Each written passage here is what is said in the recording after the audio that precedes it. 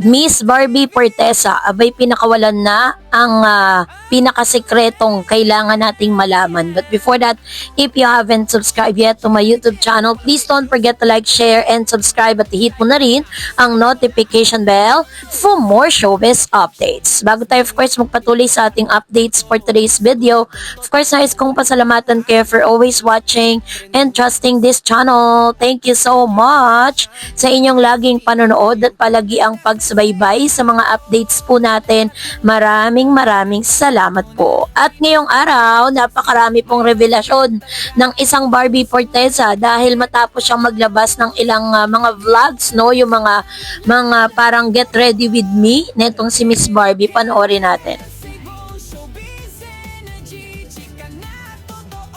And I am well aware na ngayong Pasko, so far, ang nakuha ko pa lang ay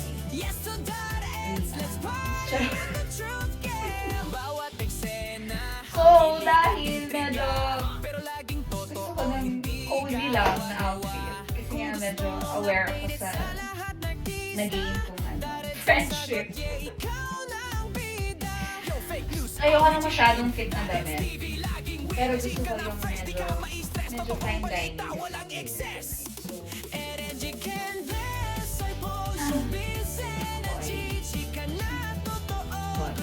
Like casual but not so casual. Parang gusto ko lang na, ay, casualan lang sa akin ng fine dining.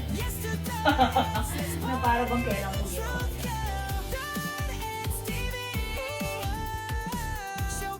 Nakita kasi ako sa Pinterest.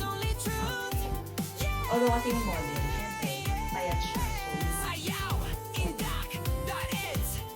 sa akin, medyo borderline, kita niyo na lang kung i-itsura nito. Pero yeah, sa akin, hindi na rin ito.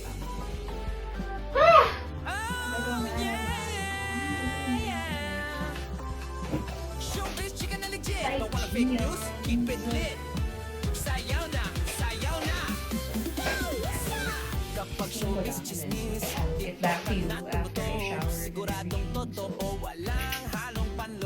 Oh, tingnan mo lang. Ang dali. Okay, so ano bang gusto ko? Oops, anong different? Ito kasi nakabalik ko earlier. As you can see. Ito, ganito lang. Hindi na siya marunong vlog! Okay, ganyan. So, ano na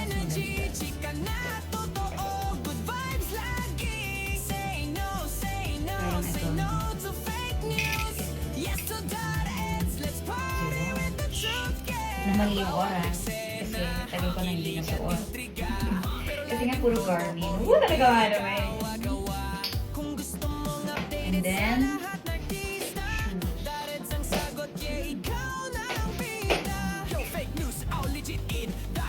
pero, socks, running socks. Eh kasi nga, gusto natin coffee tayo. Nasabi ko pa kanina na ano, pero gusto ko na casual. Coffee. Ay, mamili pa na ang mga laruan. Para sa anak. Yes. Sila na po tayo sa edad na yun.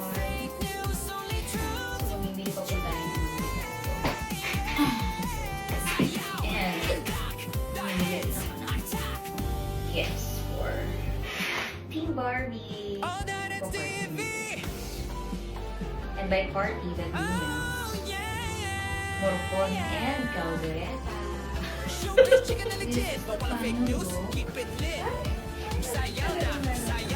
Okay.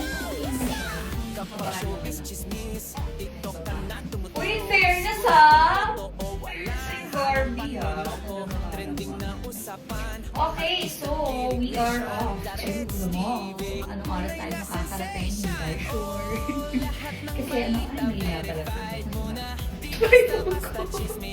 Marami po ang nag-celebrate at natuwa nang magbalik na itong si Miss Barbie Fortesa sa parang nagva-vlog na din siya, no? Parang naglabas siya ng ilang mga videos na ikinatuwa ng ilang mga netizen. Napakita niya dito how she's really happy or how she happy na pagiging solo or pagiging single. Kasi 'di ba last December 1, 2025, the Kapuso actress Barbie Fortesa expressed that she is a single and very happy as she goes back to her fitness era. In a brief interview with the showbiz columnist Gorgie Kurula during the premiere night ng Gabi ng Lagim, she remained mum about what happened between her and kapamilya actor James. Hi, I'm Jandra. And Hi, I'm Vincent. And Hi, I'm Fatima Mercado. hi, I'm Tony Avalos. Hi, I'm Jandra. And Hi, I'm Vincent. And Hi, I'm Fatima Mercado. hi, I'm Tony Avalos. Hi, I'm Barbie, and this year Hi, I'm Jandra. And this year, I finally lived on my own and had my own styling studio.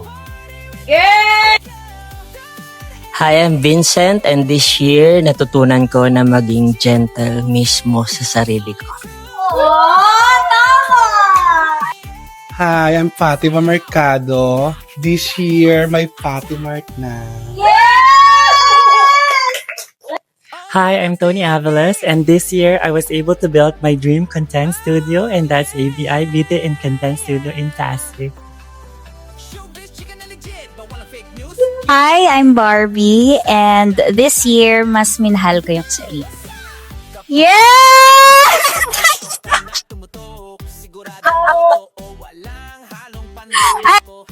Isang malakas na tawa nga ang isinukli ni Miss Barbie Fortesa matapos magkaroon po sila ng parang Christmas party, no? Parang nagkaroon sila ng party kasama po ng kanyang mga glam team. At dito po sa bawat team niya ay meron po silang mga parang pasasalamat kung ano yung pinaka-grateful ka sa naganap sa iyo ngayong taon.